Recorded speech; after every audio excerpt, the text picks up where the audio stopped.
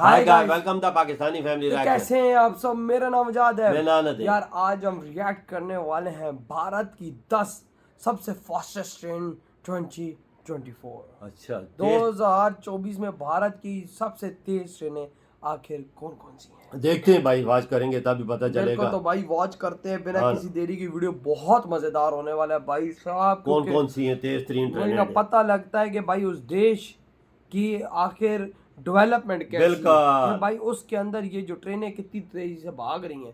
तो कौन करते स्टार्ट। ये है भारत की सबसे तेज ट्रेनें, जिनकी स्पीड इतनी ज्यादा है कि पाकिस्तान तो इतनी स्पीड की कल्पना तक नहीं कर सकता। तो चलिए जानते हैं इनके बारे में।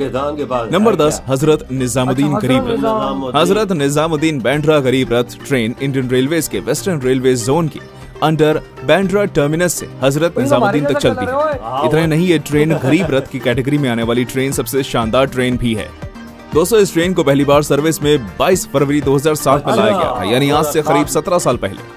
ये ट्रेन बांद्रा टर्मिनस और हजरत निजामुद्दीन के बीच से गुजरने के दौरान 1367 किलोमीटर का सफर तय करती है और अपने 1367 किलोमीटर के सफर को करने में केवल और केवल 16 घंटे और 45 मिनट का समय लेती है। और ऐसा इसलिए क्योंकि ये ट्रेन स्पीड के मामले में एक नॉर्मल ट्रेन से कई गुना ज्यादा तेज है।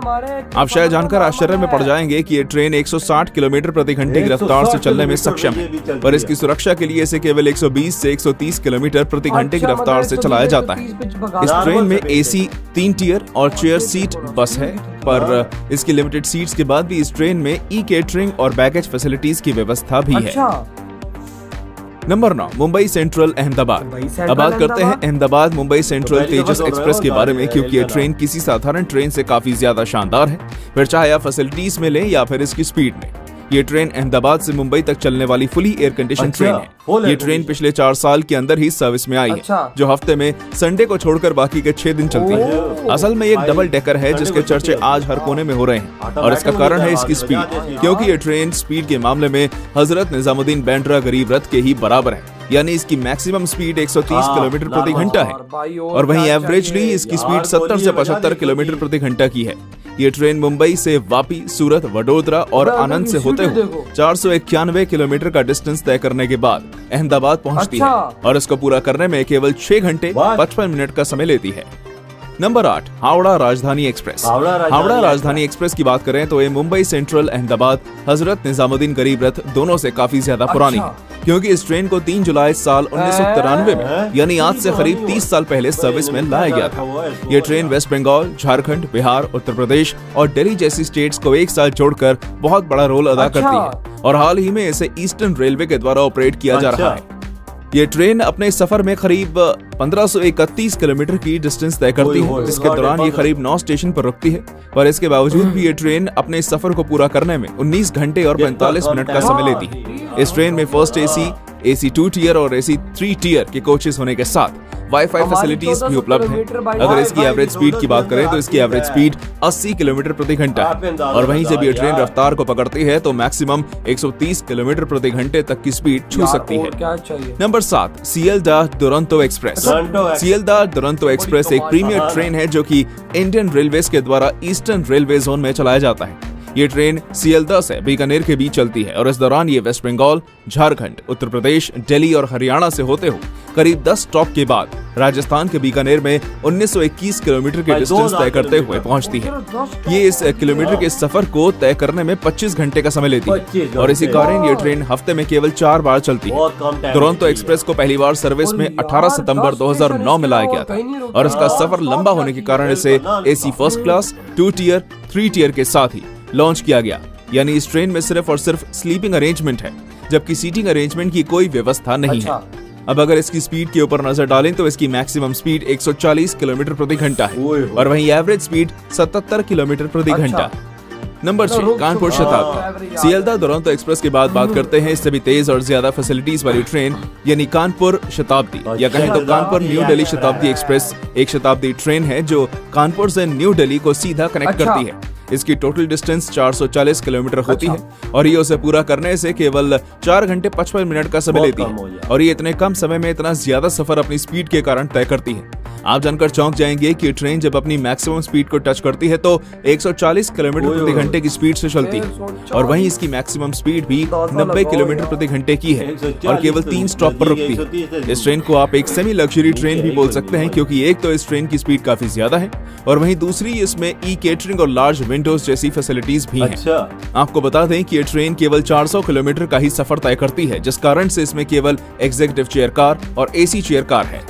नंबर 5, मुंबई न्यू दिल्ली राजधानी एक्सप्रेस। दोस्तों, मुंबई सेंट्रल न्यू दिल्ली तेजस राजधानी एक्सप्रेस एक राजधानी क्लास से बिलोंग करने वाली ट्रेन है जो मुंबई सेंट्रल को न्यू दिल्ली से कनेक्ट करती है। आपको बता दें कि ये पूरे इंडिया की सबसे तेज चलने वाली राजधानी ट्रेन है जिसकी मैक्सिमम स्पीड 140 किलोमीटर प्रति घंटे की है और वहीं एवरेज स्पीड 90 किलोमीटर प्रति घंटे की और इसी कारण से इसे इंडिया की सबसे ज्यादा प्रीमियम ट्रेन की लिस्ट में गिना जाता है। ये मुंबई सेंट्रल से न्यू दिल्ली पहुंचने में यानी 1385 किलोमीटर के सफर को तय करने में केवल 15 घंटे 32 मिनट का समय लेती है। इतना ही नहीं, आप जान लें कि इस ट्रेन को सबसे पहले 17 मई 1972 में यानी 52 साल पहले सर्विस में लाया गया था। Number 4, Bhopal new Delhi Shatabdi express. अब बात करते हैं मध्य प्रदेश के भोपाल से न्यू दिल्ली जाने वाली सबसे अच्छी ट्रेन के बारे में। बिल्कुल सही, रानी कमलापति या कहें हबीबगंज से न्यू दिल्ली जाने वाली शताब्दी एक्सप्रेस के बारे में। इस ट्रेन को नॉर्दर्न रेलवेज द्वारा ऑपरेट किया जाता है जो मध्य प्रदेश से होकर राजस्थान, उत्तर प्रदेश और हरियाणा से होते हुए न्यू दिल्ली पहुंचती है। इसे भारत की सबसे तेज ट्रेन में इसलिए भी गिना जाता है क्योंकि ये ट्रेन 709 किलोमीटर के सफर को करने में केवल 8 घंटे और 40 मिनट का वक्त लेती है क्योंकि इसकी परमिसिबल मैक्सिमम स्पीड 155 किलोमीटर प्रति घंटे की है, लेकिन इसके बावजूद भी इसे इसकी एवरेज स्पीड यानी 80 से 90 किलोमीटर प्रति घंटे की स्पीड पर ही ऑपरेट किया जाता है। नंबर 3, गतिमान एक्सप्रेस। गतिमान एक्सप्रेस इंडियन रेलवेज के द्वारा ऑपरेट की जाने वाली कुछ गिनी चुनी ट्रेन में से एक है जिसे इसके नाम के मुताबिक इसकी स्पीड के लिए जाना जाता है। ये ट्रेन हजरत निजामुद्दीन स्टेशन से झांसी को सीधा कनेक्ट करती है। आप जान लें कि ये भी एक शताब्दी एक्सप्रेस ही है जिसे सबसे पहले 5 अप्रैल 2016 में एक छोटे एरिया में लॉन्च किया गया था और बाद में 1 अप्रैल 2018 को बढ़ाकर झांसी तक कर दिया गया।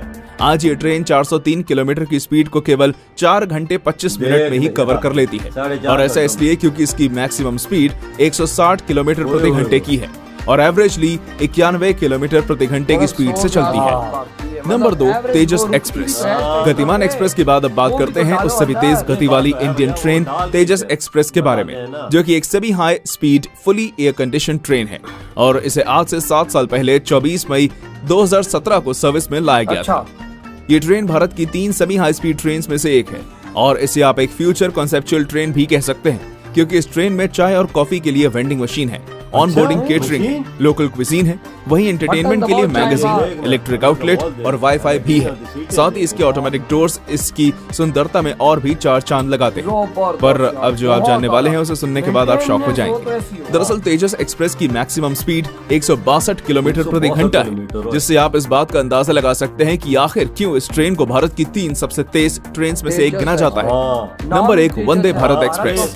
तो दोस्तों अब बारी आती है भारत की 3 सेमी हाई स्पीड ट्रेन में से पहले नंबर पर आने वाली वंदे भारत एक्सप्रेस की। ये ट्रेन खासकर हाई स्पीड के लिए बनाई गई है और इसकी हाई स्पीड 180 किलोमीटर प्रति घंटे की है, लेकिन इंडिया में इतनी स्पीड काफी ज्यादा होती है जिस कारण से इसे सिर्फ और सिर्फ 130 किलोमीटर प्रति घंटे की स्पीड से चलाने की परमिशन है। और वंदे भारत एक्सप्रेस को धीरे चलाने का दूसरा कारण इंडिया के बेकार से रेलवे ट्रैक्स भी हैं। इसकी स्पीड का कारण ये है कि एक इलेक्ट्रिक मल्टी यूनिट ट्रेन है जिसे केवल और केवल गति को ध्यान में रखकर बनाया गया है। तो दोस्तों आपने इनमें से कौन सी ट्रेन का सफर अब तक नहीं किया, नीचे कमेंट करके बताइएगा और हाँ जाते जाते वीडियो को लाइक और चैनल को सब्सक्राइब जरूर कीजिए। Thanks for watching.